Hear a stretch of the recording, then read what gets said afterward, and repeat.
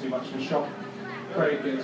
So I'm going to be telling you a bit about our black-tip reef sharks here today whilst they get their feed. So you'll see that they'll feed up near the top of the water, often in that corner or sometimes in the middle. And you'll see some of the other fish will get their munch for the afternoon as well. So this is our largest tank at Great Yarmouth. Sometimes called it the ocean tank or also the nursery tank, because many of the animals in here are actually still growing.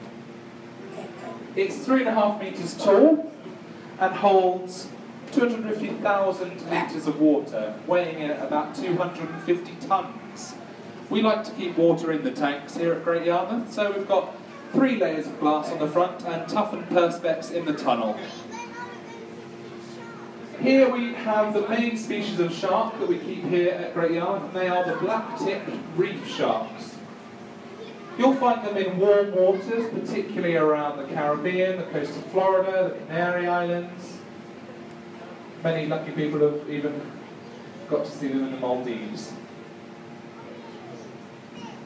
And they are actually only young, these sharks. They will get a bit bigger. They can grow up to 6 feet in length, end to end.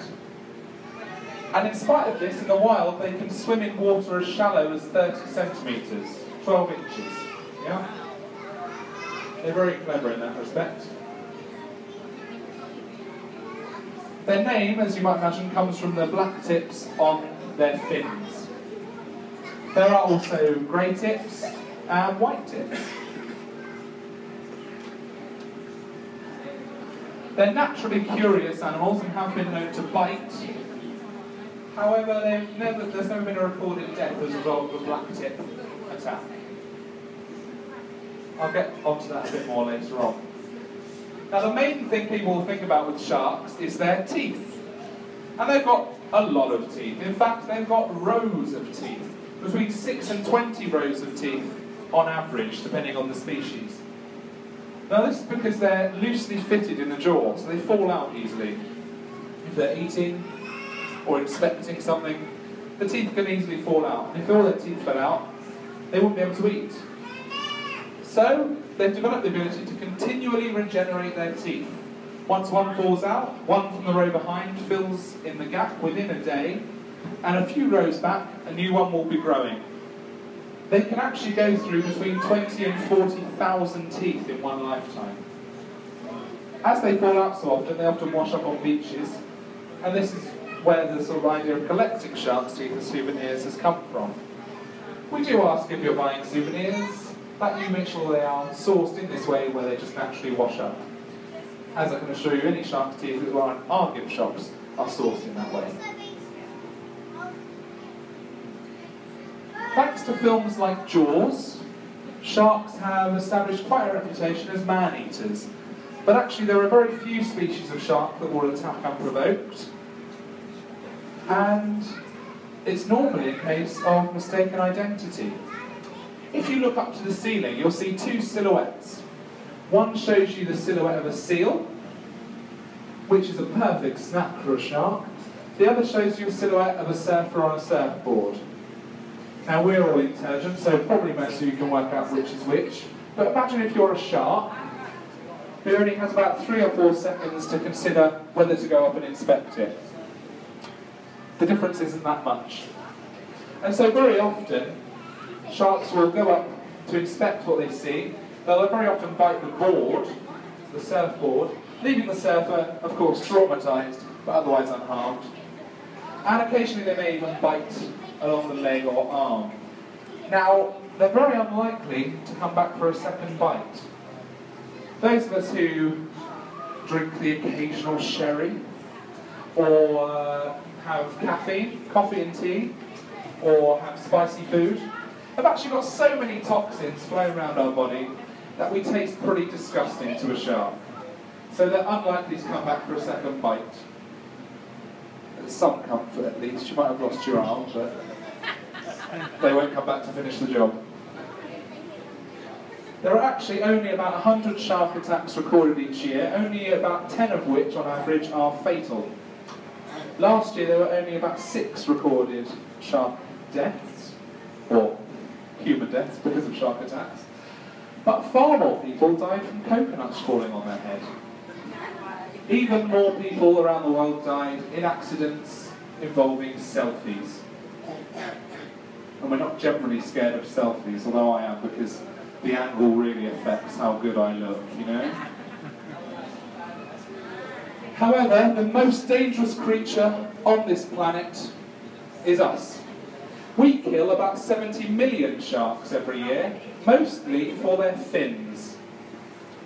This is where the sharks are caught out of the water. Their fins, so their dorsal fin on their back, their pectoral fins on the side, and their tail fins are taken off, and then the shark is thrown back into the water, where it takes several months for it to die naturally. Sharks have to keep moving, otherwise they sink to the bottom. Ingeniously, they can actually switch off part of their brain so that they're essentially sleeping but still swimming around. So obviously without their fins they can't do this. Like the rest of their skeleton, sharks' fins are made from cartilage, not bone, so it's a bit like our nose or our ear, and therefore we can't eat it. To make it even vaguely digestible, it has to be boiled, dried, ground up, and then it's put to shark fin soup, where it has no flavour, no nutritional value, and no known medical benefit.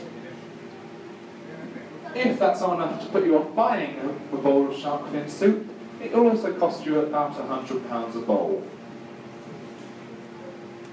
Also, their livers contain a very rich oil called squalene. This you can find in products ranging from lipstick to chewing gum. And their corneas, their eyes, are harvested for transplants, but also for lovely souvenirs and jewellery. So we would ask that you make sure anything like that is sourced responsibly, i.e. it's a tooth that's washed up. And of course, never buy shark fin soup. It supports a really barbaric fishing practice and is, as I say, rather overpriced. I can certainly think of better things to spend £100 on.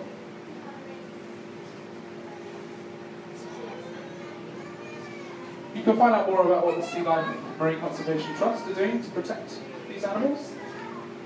And as I say, boycotting shark fins is a good way to help. And doing your research about the products you buy to see if they contain ingredients derived from sharks or other marine life. I'd like to thank you very much for listening to my talk and watching the sharks get their feed for the day. Our next talk will be at 3 o'clock, where we'll be feeding our penguins. If you missed that this morning, we feed them twice a day, so I hope to see some of you there if you're still around with us. As you leave us later on today, please do take a couple of minutes in the gift shop, not just to peruse our amazing display of cuddly toys, but also to fill in the survey. It's a great way for us to know what we're doing well and what we can improve for you in the future. Even more importantly, it helps people upstairs know what we're doing well. So please do fill that in, and if you have any special mention for me, my name's George. If you have any comments or criticisms, my name's Doris. If you have any questions, please do come up and speak to me. I'll be around for a couple of minutes, or of course you can find me as I walk around the centre or at the touch pool. Thank you very much, and please enjoy the rest of your day with us at Great Yarmouth.